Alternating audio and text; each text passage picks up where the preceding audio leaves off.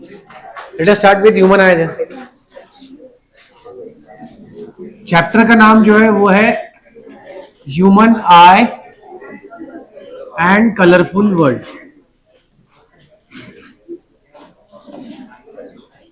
अब कलर का स्पेलिंग जो है COLOUR भी है, COLOR भी है।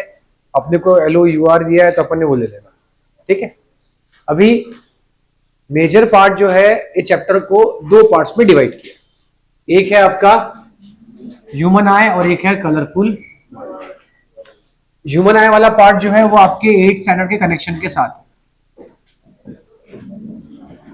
आपने 8th स्टैंडर्ड में जो है human I and its parts पढ़े थे, वहां से शुरुआत होता है ना।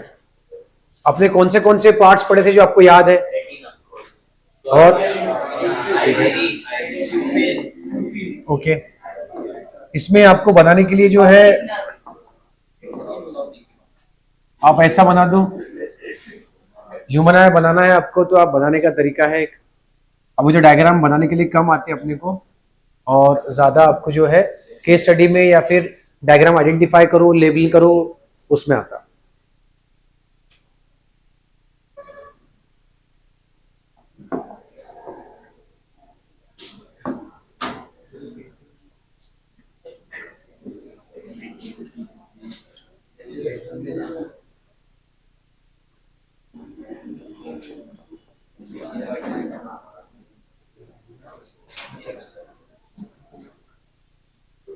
ये आपका बन गया ह्यूमन आई। अब इसके अंदर जो है सबसे पहले क्या पार्ट आएगा हमारे पास? कॉर्निया। हम लोग देखते हैं लाइट का पाथ जिस तरीके से चलता है वैसा एक एक पार्ट हम आंखों का देखेंगे। सबसे पहले लाइट रे will enter through cornea. Cornea basically हमारा क्या है? एक टफ पार्ट है, आउटर लेयर, जो अपने आंखों को प्रोटेक्ट भी करता है, और वो एक पहला पार्ट है जहां से आंखों के अंदर लाइट रे एंटर करने वाला है। तो कई बार आप जो है उसको एक्ट एज अ कैमरा भी बोलते हैं कि उसके अंदर से जो है वो आने वाला है। लाइट रे एंटर करेगा कॉर्निया के थ्रू, उसके बाद अंदर कहां पे जाएगा? लेंस के तरफ, है ना। अब लेंस के तरफ जैसे जैसे जा रहा है तो उसके पहले हमारे पास में कौन आएगा? Pupil. Pupil and iris. Pupil basically क्या है? प्यूपिल एक ऐसा पार्ट है जो अमाउंट ऑफ लाइट कितना एंटर करेगा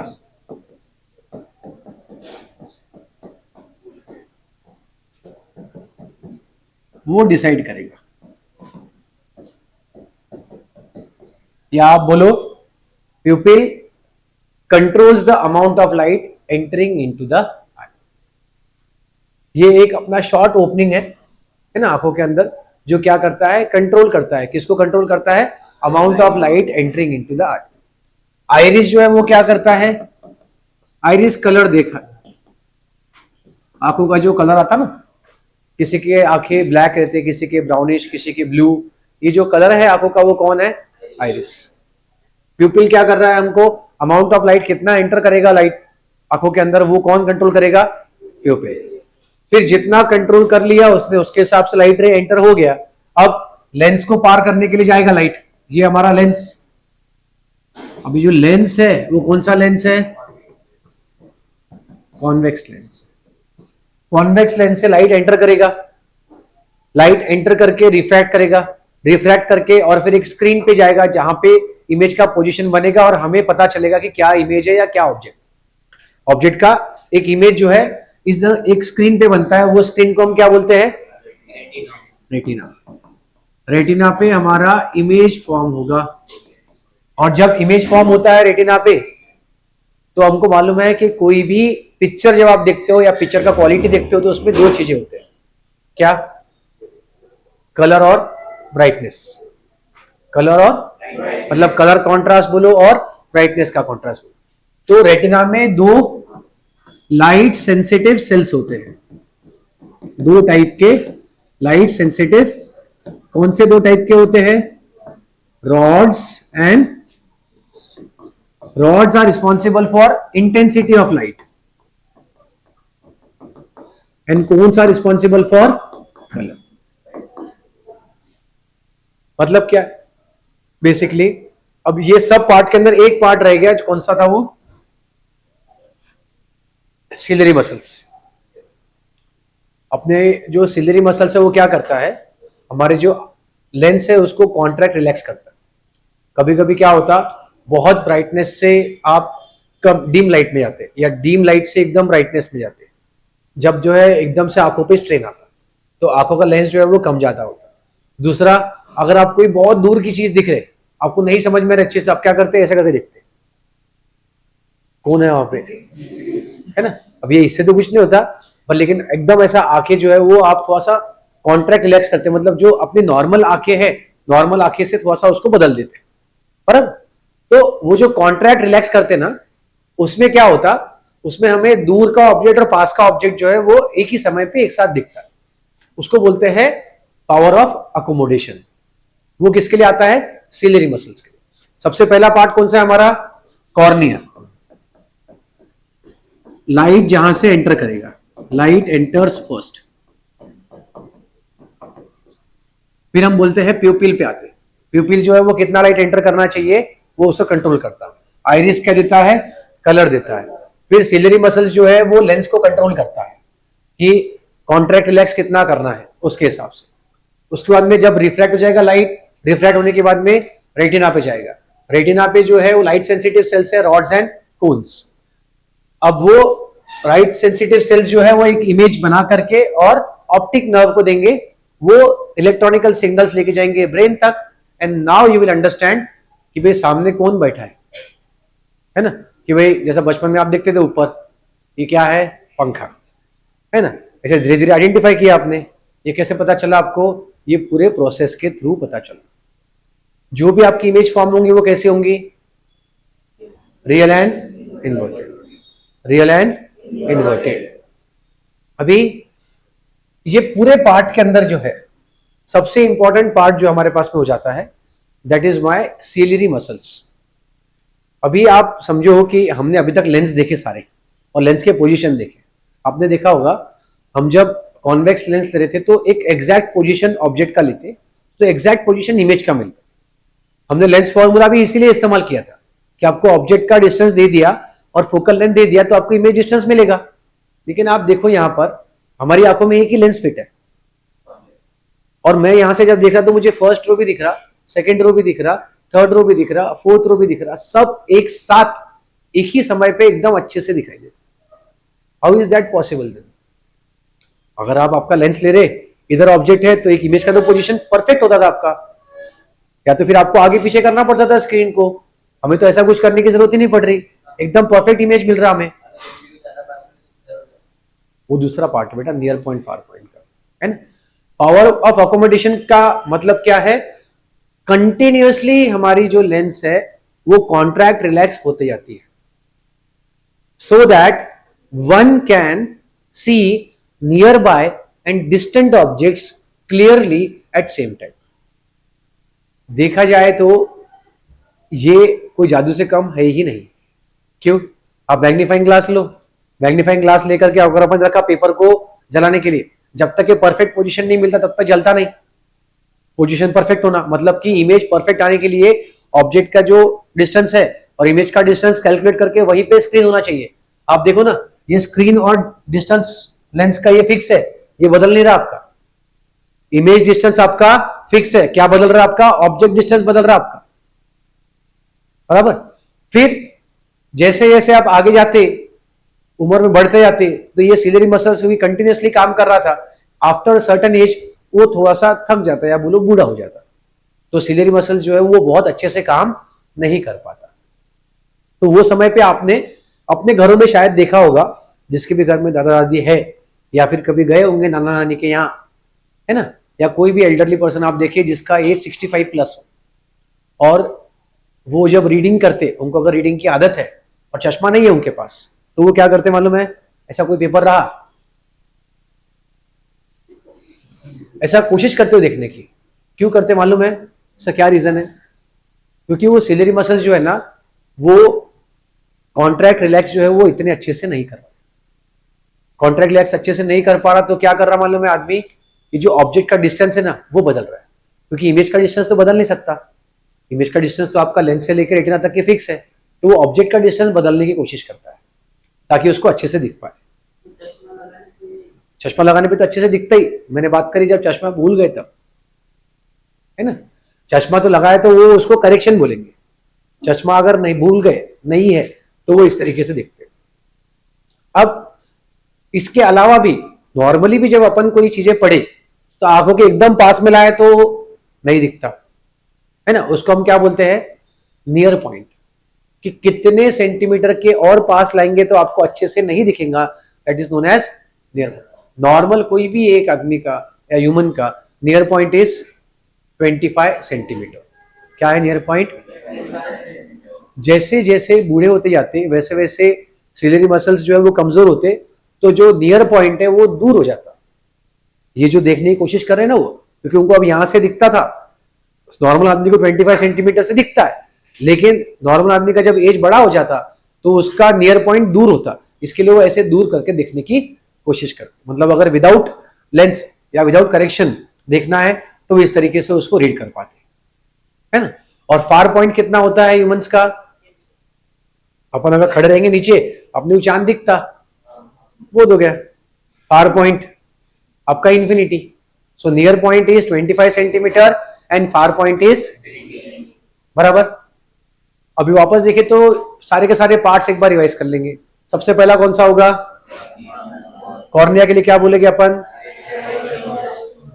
है ना। Cornea is a part from where the light enters into the eye, और you can see it acts as a camera. दूसरा हमारे पास में आइरिस है which gives the color to the eye. Pupil is a short opening which controls the amount of light entering into the eye. फिर हमारे पास में lens, lens is a convex lens which refracts the light and forms an image on retina. Retina has two light sensitive cells, one is rods and one is cones. Rods are responsible for intensity and cones are responsible for, साथ ही साथ हमारे पास में ciliary muscles का बोला हमने। Ciliary muscles क्या करते हैं? They continuously contract and relax so that one can see near by and distant objects clearly at same time. This is also known as power of accommodation. Power of accommodation मतलब बहुत सारी चीज accommodate करने की जो power है उसको बोला गया है power of accommodation. Normally ageing के हिसाब से हमारा पावर ऑफ अकोमोडेशन क्या हो जाता है? कम होते जाता है। उसके हिसाब से नियर पॉइंट क्या होता है? दूर होते जाता है ना।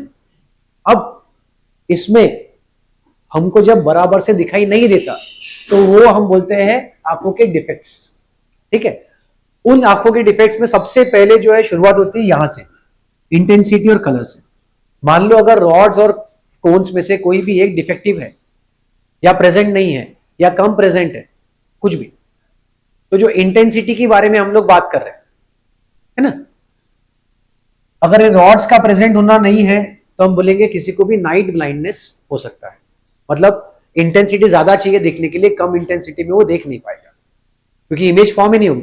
रॉड्स नहीं है तो इमेज फॉर्म होंगी ही नहीं होंगी शाम के बाद, उसको बोला जाता है नाइट ब्लाइंडनेस। अगर कोन्स खराब है तो कलर ब्लाइंडनेस। अब कुछ कुछ एनिमल्स ऐसे जिनके इसमें कोन प्रेजेंट ही नहीं रहते तो उनको कलर ब्लाइंडनेस होता है ना। अभी आपने देखा होगा, अब उसमें जैसे वो बुन रहते हैं, है ना, मालूम है कि वो बैल को वो लाल कपड़ा बताते हैं, वो तो कलर ब्लाइंड रहता है, उसको क्या समझता लाल कलर का, वो समझता ही नहीं। तो हाँ, वो बेसिकली क्या होता है, उसको प्रोवोक करते, ठीक है, प्रोवोक तो करते, पर लाल कलर ही क्यों यूज किया होगा? हाँ, क्योंकि क्या होता है हमारे पास में, वो हमें दिखना चाहिए। हम बहुत दूर बैठ रहेंगे ना ऑडियंस, तो हमको दिखना चाहिए कि वहां पे क्या हो रहा, तो वहां पे वो कलर कौन सा यूज करते हैं? फिर रेड। वो हम लोग आगे पढ़ेंगे कि क्यों रेड ही यूज करते हैं, क्योंकि रेड का जो डिस्टेंस ट्रैवलिंग का है वो सबसे दूर तक के ट्रैवल करता है रेड, इसीलिए रेड का इस्तेमाल हर जगह पे होता है जहां पर भी डेंजर सिग्नल्स है, यहाँ इंपॉर्टेंट है आपको दिखाना, है ना। तो अब इसमें अपन ने देखा इंटेंसिटी और कलर का काम। इंटेंसिटी मतलब रॉड्स अगर कम हो या रॉड्स खराब हो तो नाइट ब्लाइंडनेस हो सकता है, कोन से तो कलर ब्लाइंडनेस हो सकता है, कॉर्निया खराब है तो एस्टिग्मेटिज्म हो सकता है। ये अपने को अब है नहीं, बहुत पहले था, फिर मैं आपको बता देता, कभी कभी अगर आ गया तो आ गया। कॉर्निया खराब है तो एस्टिग्मेटिज्म हो सकता है। उसके बाद में आते हैं हम लोग लेंस अगर हमारे खराब हो जाते, हाँ, कॉर्निया खराब हो गया तो दिखता ही नहीं बराबर से, आपका आउटर लेयर है सबसे पहले का। हाँ, कॉर्निया रिप्लेसमेंट होता है। अब अगर हमारे पास में सिलरी मसल्स खराब हो गए तो नॉर्मली जो एजिंग होता है उसके हिसाब से आपको जो है नियर पॉइंट जो आपका दूर होते जाता है, तो आपको लेंस लगा करके करेक्शन आप कर सकते हैं। फिर उसके अलावा अगर आपका लेंस खराब होता है तो या तो आप दूर का नहीं देख सकते या तो पास का नहीं देख सकते, तो या फिर दोनों भी नहीं देख सकते। उसके अंदर हम लोग क्या बताते, तीन अलग अलग टाइप के डिफेक्ट्स आपके पास में आ जाते हैं। एक होता है myopia, that is called as near sightedness.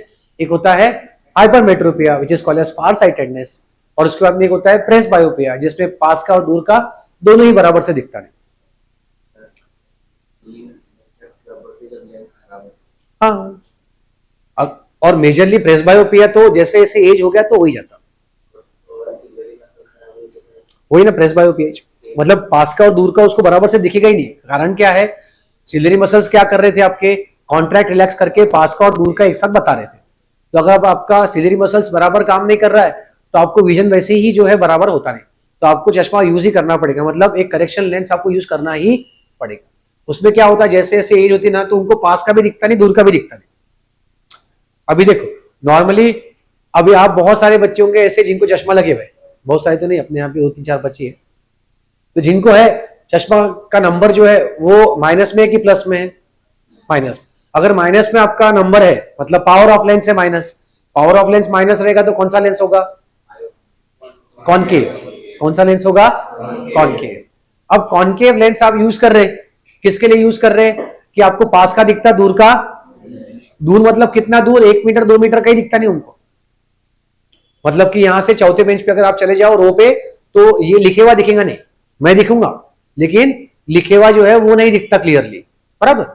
तो उसमें क्या है, जैसे जैसे एज हो जाती है ना तो उसको पास का भी दिखता नहीं बराबर से और दूर का भी दिखता नहीं। तो पास का देखने के लिए तो उसको लगेगा कौन सा लेंस, कॉन्वेक्स। दूर का दिखने के लिए कॉनकेव।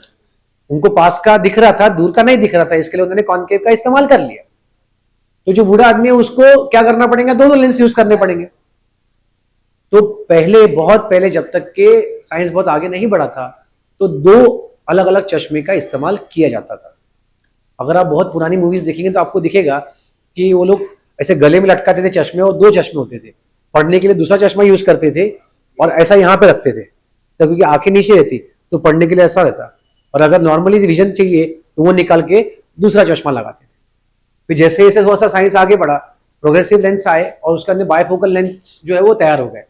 और बायफोकल लेंस में ऐसा हो गया कि कॉनकेव कॉन्वेक्स को मिक्स कर दिया, ऊपर का पार्ट और नीचे का पार्ट बना करके उन्होंने 2 अलग अलग टाइप के लेंस को मिक्स कर दिया, ताकि एक ही चश्मे में आपका दोनों काम हो जाए। उसके भी पहले बीच वाले टाइम में क्या था, एक ही चश्मे में 2 चश्मे बनते थे, वही बायफोकल लेंस ही था, लेकिन वो आंखों से दिखाई देता था कि बायफोकल लेंस है। कैसे दिखता था, बहुत जाड़ा लेंस हुआ करता था वो ऐसा, और इधर छोटा सा लेंस अलग से दिखता था। ऐसे 2 लेंस ऐसे डिस्टिंक्टली आपको दिख जाते थे, जिसको पास का और दूर का नहीं दिखता तो वो दिखता था। They are nothing but my bifocal lens, है ना। नियर पॉइंट के बारे में बात करें तो नियर पॉइंट कितना है हमारा, नियर पॉइंट इज 25 सेंटीमीटर, और फार पॉइंट कितना है, फार पॉइंट इज इंफिनिटी, है ना। ये क्लियर है। मैं आपको लिस्ट लिख के देता, वो आपने लिख के लाना है, टेक्स्ट बुक में से आप एग्जैक्ट डेफिनेशंस निकालेंगे, जो मैंने बताई वैसी ही होने वाली है, बट प्रॉपर स्टेटमेंट्स निकाल के आप लाके देंगे मुझे, ठीक है। ये सब नहीं लिखा तो भी चलता, मैं आपको सिर्फ लिस्ट ऑफ डेफिनेशन देता हूं। पहला कॉर्निया, दूसरा आइरिस। अब ये देखो, ये पार्ट्स का डेफिनेशन नहीं है, ये पार्ट्स के तो फंक्शन है। कोई पार्ट्स आपको डिफाइन किए जा रहे हैं और कोई पार्ट्स आपके फंक्शन में आ रहे हैं। तीसरा प्यूपिल है, चौथा बोलो, बाकी कुछ नहीं।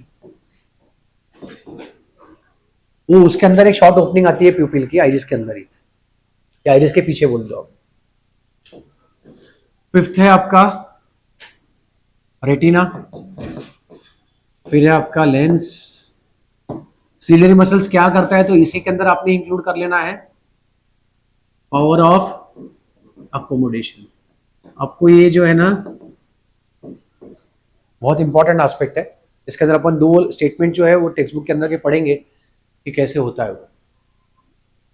फिर आएगा रेटिना, फिर आएगा ऑप्टिक नर्व, रेटिना दो बार हो गए, 7th पे आ जाएगा ऑप्टिक नर्व। और इसके अलावा एक और पार्ट होता है जिसको बोलते हैं हम लोग ब्लाइंड स्पॉट। ब्लाइंड स्पॉट मतलब क्या होता है, वो वहां पे कोई भी लाइट का सेंसेशन ही नहीं होता है, मतलब लाइट सेंसिटिव सेल्स प्रेजेंट नहीं होते। अगर रिफ्रैक्शन होके वहां पे चला गया तो वहां से कोई सिग्नल्स बनेंगे भी नहीं और कभी दे ही नहीं पाएगा कोई, तो वहां पे इमेज फॉर्मेशन नहीं होता, इसलिए उसको बोलते हैं ब्लाइंड स्पॉट। तो उसको बोला जाता है ब्लाइंड स्पॉट। रेटिना में रॉड्स और कोन्स जो है वो रेटिना में होते हैं। Retina consist of two light sensitive type of cells, rods and cones. Retina जो स्क्रीन है उसके अंदर है और वहीं से फिर सिग्नल जो है वो ऑप्टिक नर्व को वो दे रहा है, तो वो बता रहा कि भाई कितना ब्राइट है या कौन सा कलर है, वो सब कुछ रेटिना जो है वो ऑप्टिक नर्व के अंदर बताता। ऑप्टिक नर्व फिर उसको इलेक्ट्रॉनिकल सिग्नल्स में कन्वर्ट करके ब्रेन को देता। आठवां है नियर पॉइंट, वह है फार पॉइंट,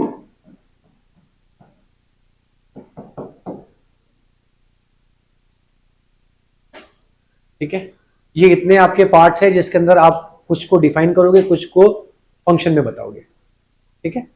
डायग्राम आप आपके हिसाब से बना लेंगे एक बार, और उसके साथ में जब बनाएंगे ना तो उसके अंदर 1 2 3 4 ऐसे जो जो पार्ट्स अपने पास है उसको लेबल कर देना 1 2 3 4। वो आपको प्रैक्टिस हो जाएंगे। चांसेस हाई है कि आपको कभी एमसीक्यू में या केस बेस में ऐसा क्वेश्चन आ जाए कि बताओ ये पार्ट क्या है, देन डिफाइन, ठीक है।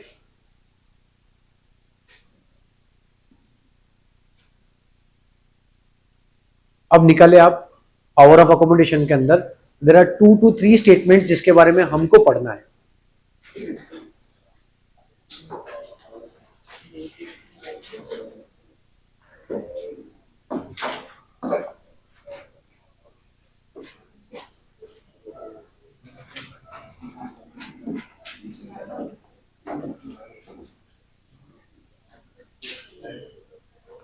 निकालो टेक्स्ट बुक, उसके अंदर जो है पावर ऑफ अकोमोडेशन वाला पार्ट निकालेंगे और एग्जैक्ट कहां पे है पावर ऑफ अकोमोडेशन आप मेरे को बताएंगे, है ना, ढूंढ के, so that we can read it.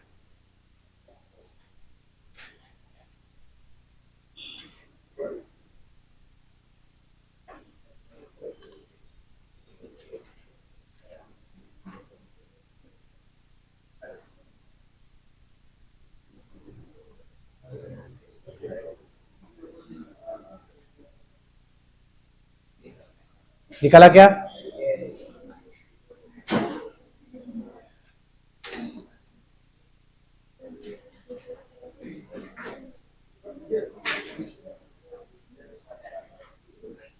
उसके अंदर 2 से 3 स्टेटमेंट्स दिए हैं पावर ऑफ अकोमोडेशन के लिए, उसको एक्सप्लेन किया है प्रॉपरली।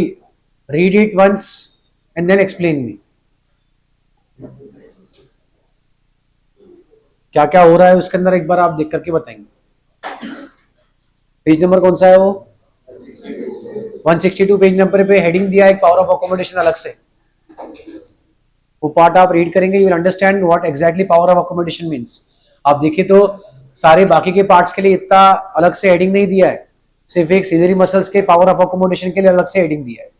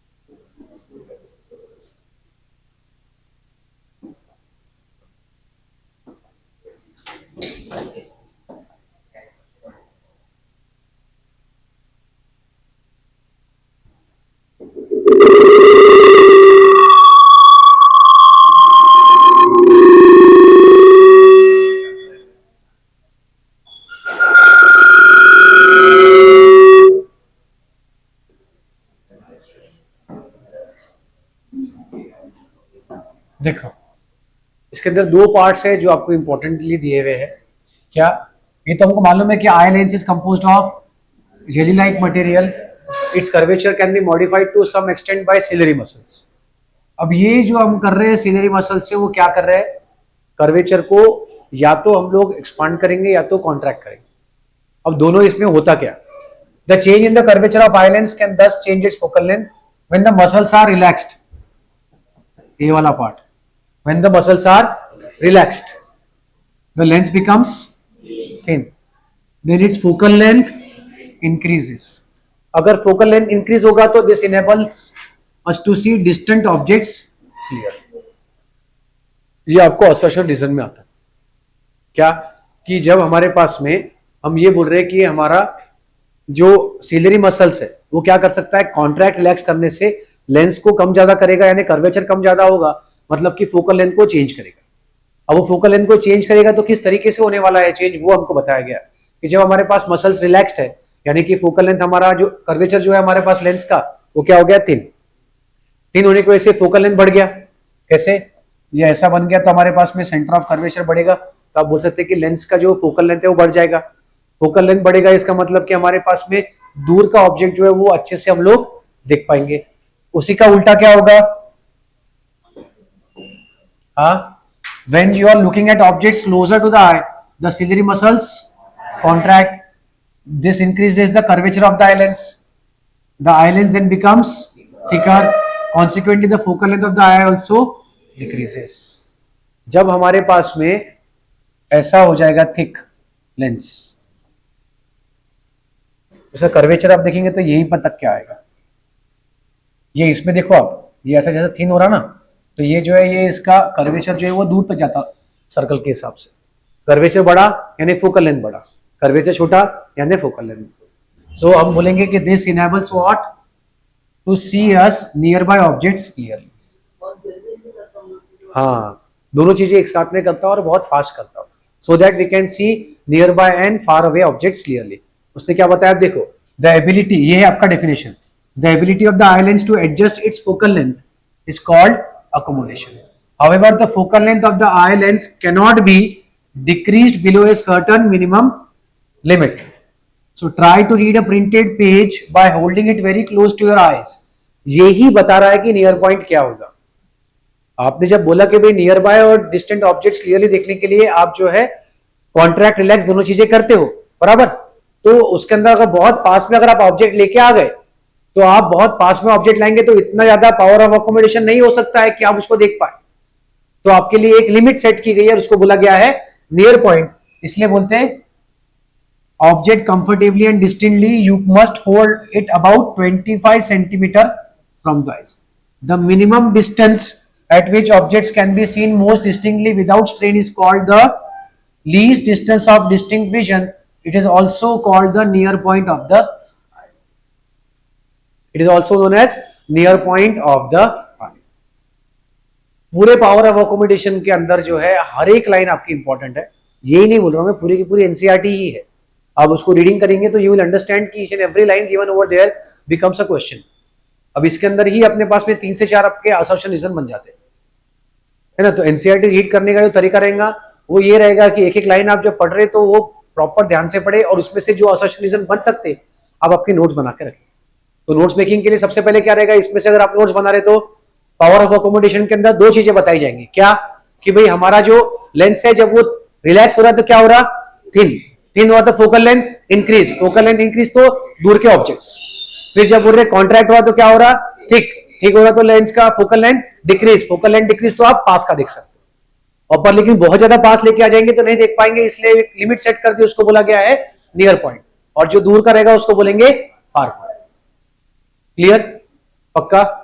पावर ऑफ अकोमोडेशन में 3 चीजें आपने लिखनी है। पहले तो आपका डेफिनेशन है ही, दूसरा फोकल लेंथ आपका कम ज्यादा कैसे होता है वो, और उसके साथ साथ लेंस आपका थिन और थिक कब होता है वो, ये दोनों चीजें उसके अंदर मेंशन करना है। प्लस थर्ड पॉइंट आएगा near point and far point. अब देखो उन्होंने जो है नियर पॉइंट जो है 25 सेंटीमीटर बोला है, लेकिन उसके पहले दो लाइन दी है। क्या दी है देखा उसने अपन ने, you may see the image being blurred और feel strain in the eye, ठीक है। To see an object comfortably and distinctly you must hold it at about 25 centimetre from the eyes. मतलब कि नॉर्मल आदमी के लिए यही है।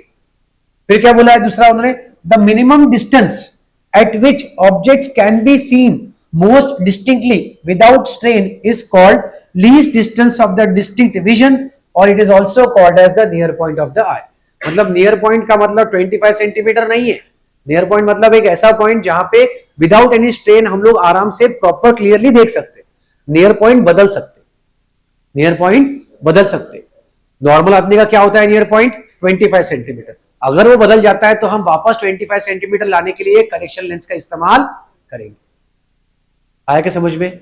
मतलब नियर पॉइंट चेंज हो सकता है, हमें चाहिए क्या 25, अगर चेंज हो गया तो हमारे लिए डिफेक्ट हो जाता, तो हम उसको चेंज करने के लिए क्या करते, फिर लेंस हमारा करेक्टिव लेंस को इस्तेमाल करते। क्लियर है? अब नियर पॉइंट मतलब कि पास का नहीं दिखना, नियर पॉइंट खराब होना यानी कि पास का नहीं दिखना, दूर का दिखना, उसमें हमारे पास में लेंस का इस्तेमाल होगा कौन सा, कॉन्वेक्स। जो आपका प्लस का नंबर होता है ना किसी को कि पास का नहीं दिखता, तो प्लस वाला नंबर मतलब कि power of lens positive, power of lens positive यानी लेंस इज कॉन्वेक्स। क्लियर है? पक्का समझ में आया? पावर ऑफ अकोमोडेशन हम जो बोल रहे थे कि भाई कॉन्ट्रैक्ट रिलैक्स करता है, वो कैसे कॉन्ट्रैक्ट रिलैक्स कर रहा है वो भी अपने को समझ में आया।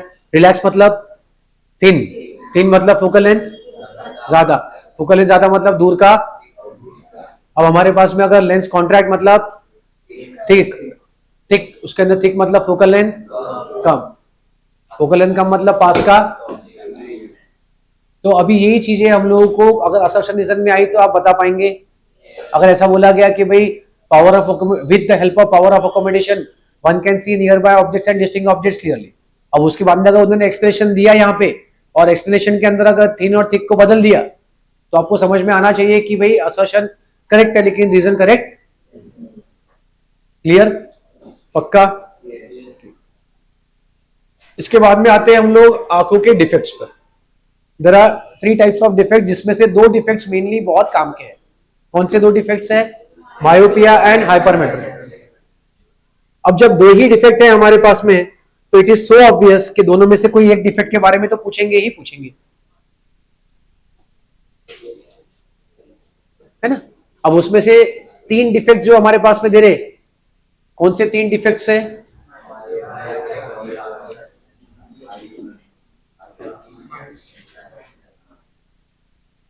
एक है मायोपिया और नियर साइटेडनेस, हाइपरमेट्रोपिया और far sightedness and then presbyopia. These defects can be corrected by the use of suitable spherical lenses। ये सारे हमारे डिफेक्ट्स है, कोई डिजीज के फॉर्म में नहीं है कि आप दवाई लेंगे और ठीक हो जाएंगे, है ना। कोई दवाई लेने से कुछ होता नहीं। ये क्या है? हमारे डिफेक्ट्स है। डिफेक्ट्स और डिजीज में आपको फर्क मालूम है ना। हाँ, डिजीज के अंदर आप दवाई लेते, डिफेक्ट्स में दवाई नहीं लेते। डिफेक्ट्स को करेक्ट करते, करेक्ट करने के लिए हम लोग क्या करेंगे, एक्सटर्नल यूज कर रहे and that uses of lens, उसको बोलेगा करेक्टिव लेंसेस। क्या बोलेंगे? पहला है हाँ हाँ, उसके अंदर जो है वो लेंस का साइज बदल दीजिए थोड़ा सा ताकि जो है आपको दिख पाए प्रॉपर।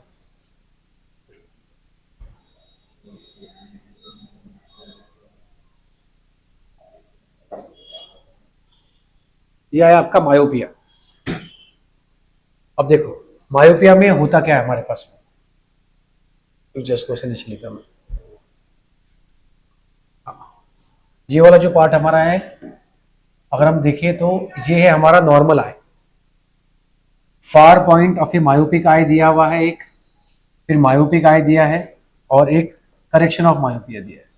इसके अंदर क्या बोलते हैं वो लोग कि होना क्या चाहिए। एक नॉर्मल जो आई हमारे पास में होती है, अगर कोई भी ऑब्जेक्ट दूर से आ रहा है ना, तो वो जो है वो कॉन्वर्ज करके कहाँ जाना चाहिए था, रेटिना पे। कहाँ जाना चाहिए था? नॉर्मली जो है कोई भी आंखों के अंदर आप देखेंगे तो कहाँ जाना चाहिए, पर मायोपिक आई के अंदर वो होता नहीं। वो क्या होता है, ज्यादा कॉन्वर्ज हो जाता और ज्यादा कॉन्वर्ज होने की वजह से वो वहां पर जा नहीं पाता। देखो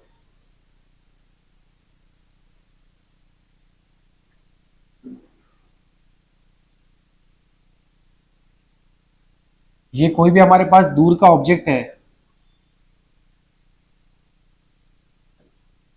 जाना चाहिए प्रॉपरली रेटिना पर, लेकिन वो क्या करता है, ज्यादा कॉन्वर्ज कर देता। क्या करता, मायोपिक आई जो है ज्यादा कॉन्वर्ज कर देता। ज्यादा कॉन्वर्ज करने की वजह से होता क्या उसके अंदर, ये जो जाना चाहिए था पीछे, पीछे नहीं जाते हुए कहां चले जाती वो लेस, ये इधर आ जाती है। तो इमेज जो है वो कहां फॉर्म हो गया, इन फ्रंट ऑफ रेटिना। कहां फॉर्म हो गया, अब इसको क्या करना है, पीछे ढकलना है। क्या करना है, इसको पीछे ढकलना है। पीछे ढकलने के लिए फिर अपन क्या करते हैं, और डाइवर्जिंग लेंस का इस्तेमाल करते हैं, ताकि हमारे जो है ये इधर से अगर मैंने एक लेंस यूज कर लिया डाइवर्जिंग, तो ये यहां से ना आते हुए वो यहां आ जाएगा। ये भी रे जो यहां से यहां आ जाएगा, और फिर यहां आने के बाद में वो वापस अपने रेटिना पे फॉर्म हो जाएंगी image. This is how my correction works, है ना, this is how my correction works. अब ये तीनों मैंने आपको एक ही इसमें बताया, लेकिन आपको कैसा है, तीनों भी अलग अलग बना के देने कि नॉर्मल आई क्या रहेंगी, मायोपिक आई क्या रहेंगी, और करेक्टिव आई क्या रहेंगी। नॉर्मल आई में क्या होगा, नॉर्मल आई में क्या होगा हमारे पास में, ये जो है रेटिना पे फॉर्म होता है इमेज, रेटिना पे फॉर्म होता है इमेज। और जो मायोपिक आई रहेंगी उसमें क्या होगा, वो जो है in front of retina image form हो जाएंगी। क्या हो जाएंगी, इन फ्रंट ऑफ रेटिना, है ना। और तीसरा वाला रहेगा अपना करेक्शन वाला, उसमें क्या होगा,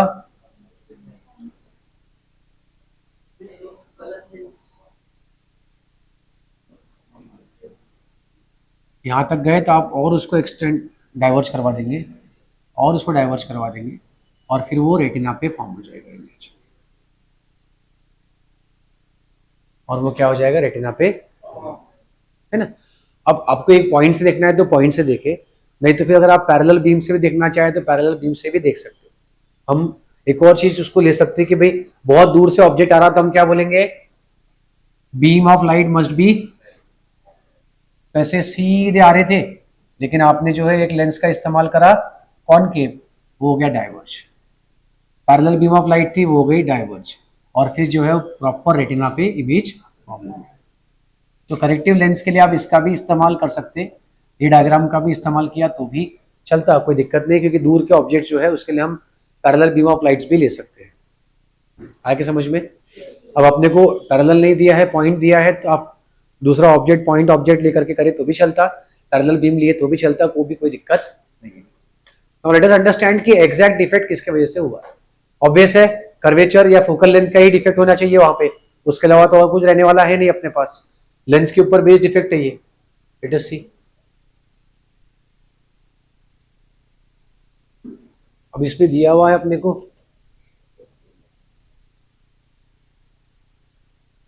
myopia also known as near sightedness. Near sightedness का मतलब क्या होता, a person with myopia can see near by objects clearly but can not see distinct objects distinctly. पास का दिखता, दूर का नहीं दिखता। A person with this defect has the far point nearer than, इसमें जो है फार पॉइंट का काम है, फार पॉइंट जो है अब वो इंफिनिटी नहीं रहा, फार पॉइंट जो है वो इंफिनिटी नहीं रहा, है ना। आपको जो है दूर का पहले दिखाई देता होगा, लेकिन अब उसको पूरा दिखता नहीं, ऐसा नहीं कि नहीं दिखता, दिखता, लेकिन डिस्टिंक्टली नहीं दिखता, है ना, मतलब एकदम क्लैरिटी के साथ नहीं दिखता। जो जिसको भी नंबर का चश्मा होगा निगेटिव का, वो पांचवें बेंच पे बैठेगा और ये मैं ऐसा दिखा इतने छोटे छोटे इसमें, उसको दिखेगा नहीं। A person with this defect has the far point nearer than infinity. Such a person may see clearly up to distance of few meters. In a myopic eye, the image of distinct object is formed in front of the retina. कहाँ पे गया, in front of the retina, and not on the retina itself. अब main उसके defect के reasons क्या है, सबसे पहला है एक्सेसिव कर्वेचर और elongation of the eye ball, और करेक्ट किससे कर सकते हैं आप, कॉनकेव लेंस।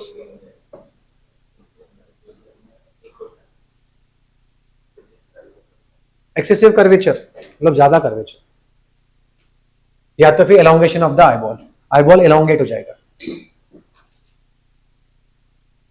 तो हमारे पास में सबसे पहले क्या है, मायोपिया का डेफिनेशन। क्या है मायोपिया का definition? It is also known as near sightedness. Near sightedness मतलब क्या? A person can see near by objects clearly but can not see distance objects distinctly, है ना। इसके अंदर क्या होता है, पावर पॉइंट जो है वो इंफिनिटी नहीं रहता, उससे थोड़ा सा पहले आ जाता है। और उसके रीजंस क्या हमारे पास उसके अंदर बताया गया कि जो इमेज फॉर्मेशन है वो कहां पर है, इन फ्रंट ऑफ रेटिना। और उसके दो मेजर रीजंस है। कौन से दो रीजंस है? Excessive curvature of the eye lens and elongation of the eye ball. और करेक्शन किससे हो सकता? Concave lens. अब यही उल्टा हो जाएगा किसमें मेरे पास? हाइपरमेट्रोपिया। हाइपरमेट्रोपिया में क्या होगा? A person with hypermetropia can see distant objects clearly but can not see near by objects. उसके अंदर जो है नियर पॉइंट 25 सेंटीमीटर नहीं रहेगा, वो थोड़ा सा दूर हो जाएगा। उसके अंदर क्या है, सच a person may see clearly up to few distance metres. उसके अंदर कुछ मीटर्स तक उसको नहीं दिखेगा, उसके आगे का उसको दिखेगा, है ना। जो इमेज है वो इन फ्रंट थी, वो कहां पे होंगी? पीछे। इमेज फॉर्मेशन विल बी पीछे, है ना। और लेंस कौन सा? कॉन्वेक्स। वैसे हमारे पास अब एक्सेसिव कर्वेचर है तो यहां पे क्या हो जाएगा? Less curvature. एलोंगेशन की जगह पे क्या हो जाएगा? हाँ, it will become too small. Focal length of the eye lens becomes too long or the eyeball becomes too short. ऐसा है उसका। Focal length of the eye lens is too long or the eyeball has become too small. This defect can be corrected by using. अब यहां पर देखो तो normal आई जो हमारे पास में है वो ऐसा है ना। और हाइपरमेट्रोपिक आई के लिए क्या होगा? Images form behind the mirror के बिहाइंड द रेटिना। और फिर बाद में अपन ने कॉन्वेक्स लेंस का इस्तेमाल करके उसको और कॉन्वर्ज किया और रेटिना पे लेके आया। ठीक है। अब प्रेस बायोपिया करेंगे तो क्या होगा? प्रेस बायोपिया में दोनों भी दिखता नहीं उसको, ना दूर का दिखता ना बाद में दिखता।